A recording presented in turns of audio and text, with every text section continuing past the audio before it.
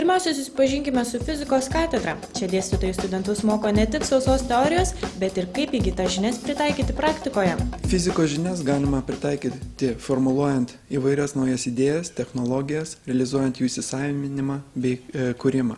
Taikomoji fizika yra niša tarp fizinių ir technologinių mokslų. Tai yra taikomasis mokslas, be kurio nebūtų jokių naujovių bei proveržių pramonėje. Sąlygos yra studijuoti geros, kadangi Kauno technologijos universitete dirba daug žymių mokslininkų inžinierių, ne tik tai fizikų. Fizikos studijos Kauno technologijos universitete šiek tiek skiriasi nuo fizikos studijų Vilniaus universitete, kadangi mes orientuojamės daugiau į techninius dalykus, tai yra fizika artimesnė pasaulyje žinomai studijų krypčiai inžinierinė fizika. Mūsų fizikos katedroje yra 3 specialybės. Bakalauro studijose yra fizika ir medžiagų mokslas. O tie, kurie nori pagilinti savo žinias medicinos fizikoje, jie gali tęsti studijas magistrantūroje. Kaip tik dabar mes ir esame vienoje iš laboratorijų, kur mūsų katedros ir fakulteto studentai gali gilinti savo žinias ir medicinos fiziką. Mūsų studentai išmoksta planuoti, skaičiuoti pacientų dozes. Tos dozes tai yra energija, kurią gauna pacientas, jeigu jam yra pritaikomas spindulinis gydymas, o spindulinis gydymas yra susijęs su vėžio problema. Mes mėginam suderinti technologiją ir mediciną. PMMA fantomas medžiaga pateikianti žmogų. Todėl, kad norint, išmatuoti dozes, reikia atlikti apšvitą ir pacientas visiškai nenorėtų, kad jam bereikalingai būtų ta apšvita. Jis turi kamerą ir ta kamera paprastai yra įvedama į fantomą ir detektoriaus pagalba yra užfiksuojama dozė. Suskaičiuojam tą dozę ir žinom, kaip apsaugoti pacientą nuo bereikalingos apšvitos.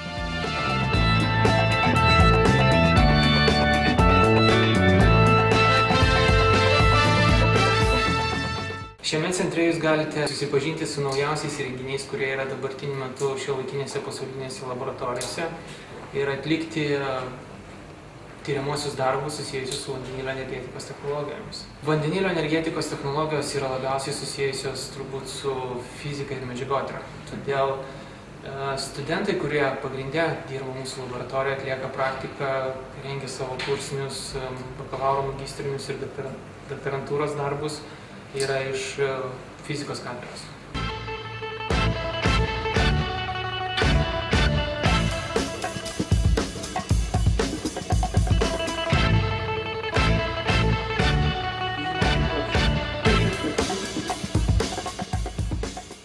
Pasirinkau gal Kauno technologijos universitetą todėl, kad kaip yra technologijų vienas pirmaujančių universitetų ir be abejo norėjau kažką sužinoti naujo, kažkokių naujų iššūkių reikėjo. Pastumėjo tai, kad KTU siūlo ne vien teorinės žinias, bet taip pat ir praktikos gan daug.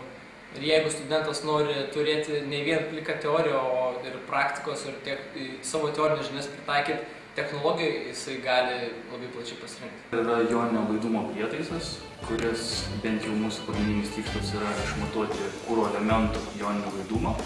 Ir atitinkamai pagal tai galima nustatyti, kas perneša krūvis elektroninį laidumą, joninį laidumą, tai nustatyti atitinkamai panašias jų koncentracijas ir kitus parametrus. Esu prie rentgeno difraktometro, kaip matot. Jisai atlieka įdomias funkcijas. Jisai paima bandinį, mes padedam jį į vidų ir tuomet jungiame stiprų rentgeno spindulį. Jį jungus yra detektorius, kuris fiksuoja difraktuotus spindulius nuo bandinio ir mes galime pasakyti, kokia yra būtent to bandinio kristalinė struktūra. Ir tai yra labai naudinga, kai mes šioje laboratorijoje išgarinam, pagaminam medžiagą ir galime pasakyti, ar mes gavome rezultatus, kokių mes siekiam ar ne. Ir taip įtakoti savo tolimesnius tyrimus. KTU šiuo metu turi labai didelę technologinę bazę, ko neturi daug Lietuvos universitetų. Pavyzdžiui, šita laboratorija, kur dabar esame Lietuvos energetikos institute, turi laboratoriją, kurios technologinis potencialas yra labai didelis. Gerame universitete mokytis turi būti sunku, bet kartu ir įdomu. Tai mes stengiamės optimizuoti šį kriterijų, siūlome studentam modulius, kuriuose matematikos ir fizikos metodai taikomi naujose srityse. Taip pat stengiamės pateikti daugiau modelių ir modulių laisvam studentų pasirinkimui.